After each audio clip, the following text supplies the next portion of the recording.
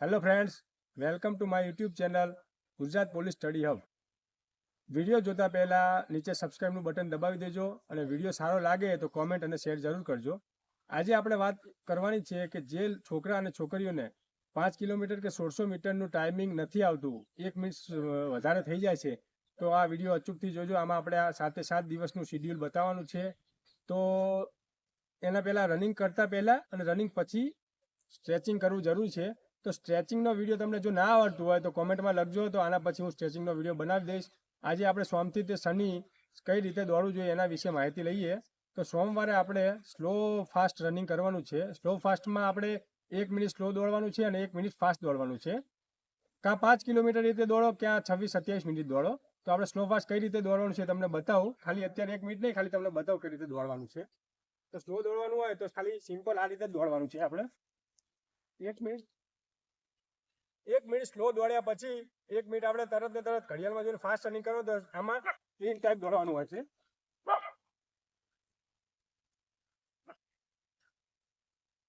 રીતે fast running કરવાનું સોમવારે 1 મિનિટ ફાસ્ટ અને 1 મિનિટ સ્લો. કાં 5 કિલોમીટર સુધી કરો, ક્યાં 26-27 મિનિટ કરો, બંનેમાંથી ગમે તે ચાલશે. પછી મંગળવારે આપણે 600 મીટરની 6 સ્પ્રિન્ટ મારવાની છે અને 400 મીટરની 8, ગમે તે જે 600 મીટરની કાં 6 મારો, કાં 400 મીટરની 8 સ્પ્રિન્ટ મારો. દરેક સ્પ્રિન્ટ વચ્ચે 1 મિનિટનો ગેપ લેવાનો છે અને 400 મીટરની સ્પ્રિન્ટનો ટાઈમ 2 મિનિટથી ઉપર ના જવો પડે અને 600 મીટરનો સ્પ્રિન્ટનો ટાઈમ 2.5 મિનિટથી ઉપર ના જવો જોઈએ. તો સ્પ્રિન્ટમાં આપણે પંજા ઉપર દોડવાનું છે અને ફૂલ સ્પીડે દોડવાનું છે. 80-90% તમારી એફિશિયન્સી યુઝ કરવાની છે.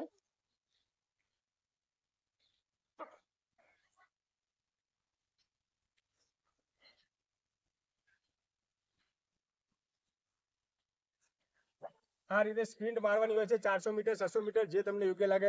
પછી બુધવારે આપણે ઓનલી ફોર એક્સરસાઇઝ કરવાની હોય છે, જેમાં એબીસી ડ્રીલ્સ આવી જાય, લેગ એક્સરસાઇઝ આવી જાય, કોર એક્સરસાઇઝ અને શ્વાસોશ્વાસની પ્રાણાયામ. તો બુધવારે તમારે કઈ રીતે એક્સરસાઇઝ કરવાની છે, ખાલી એક સેટ બતાવું છું, એવા 3 સેટ મારવાના હોય. તો એક્સરસાઇઝમાં પહેલી એક્સરસાઇઝ આ રીતે કરી, પછી બીજો આ રીતે રનિંગ કરવાની, પછી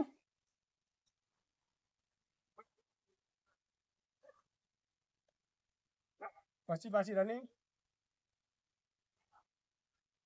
પછી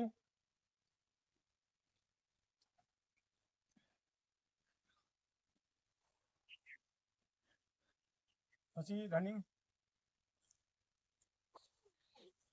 આ એક્સરસાઇઝમાં તમારો પંજો પહેલા પડવો પડે, પંજા ઉપર બેન્ડ કરાવવાનો પડે.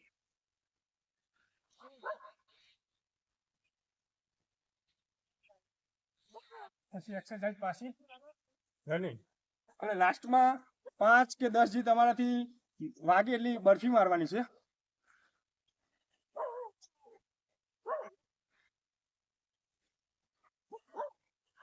આવા 3 સેટ મારવાના છે. પછી તમારે કોર એક્સરસાઇઝ કે જે સીટઅપ મારવાના, પછી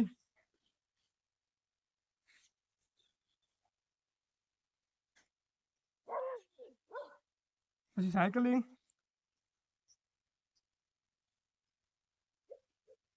સાઈડ અને લાસ્ટમાં લેન્થ કરવાનું છે કોર માટે. આ કોર એક્સરસાઇઝ દરેકના 15-20 સેટ કરીને 3 સેટ મારવાના, આના બી કોર સેટના. એના પછી તમારે અહીંથી 8 થી 10 મીટર સુધી લીટી દોરીને પછી આ 1 મિનિટ આ કરવાની છે.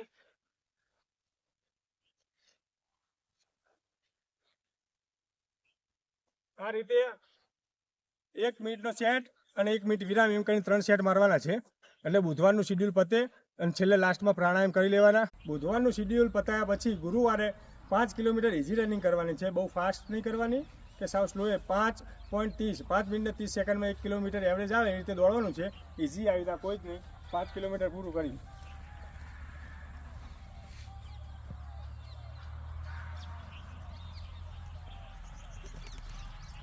બસ ગુરુવારે 5 કિલોમીટર ઓનલી, બીજું કંઈ કરવાનું નહીં. શુક્રવારે આપણે જે બુધવારે એક્સરસાઇઝ કરી તે એક્સરસાઇઝ રિપીટ કરવાની છે શુક્રવારે. અને શનિવારે 8 કિલોમીટર લોંગ રનિંગ કરવાનું છે, જેમાં 6 મિનિટમાં 1 કિલોમીટર કપાય તે રીતે આપણે સ્લો રનિંગ કરવાનું છે. અને રવિવારે પૂરતો રેસ્ટ લેવાનો છે, કંઈ જ એક્સરસાઇઝ કરવાની નહીં. સારું રોજ ડાયટિંગ ખાઓ, ઇન્જર્ડ ના થાવ એનું ધ્યાન રાખજો, સારા બૂટ પહેરો અને મેદાનમાં દોડવાનો આગ્રહ રાખજો. રોડ ઉપર ના દોડતા. એક્સરસાઇઝ છે કે સ્પ્રિન્ટ છે કે સ્લો ફાસ્ટ છે તે હંમેશા ગ્રાઉન્ડમાં જ દોડવું જોઈએ, નકર ઇન્જરી થવાના ફૂલ ચાન્સ વધે છે.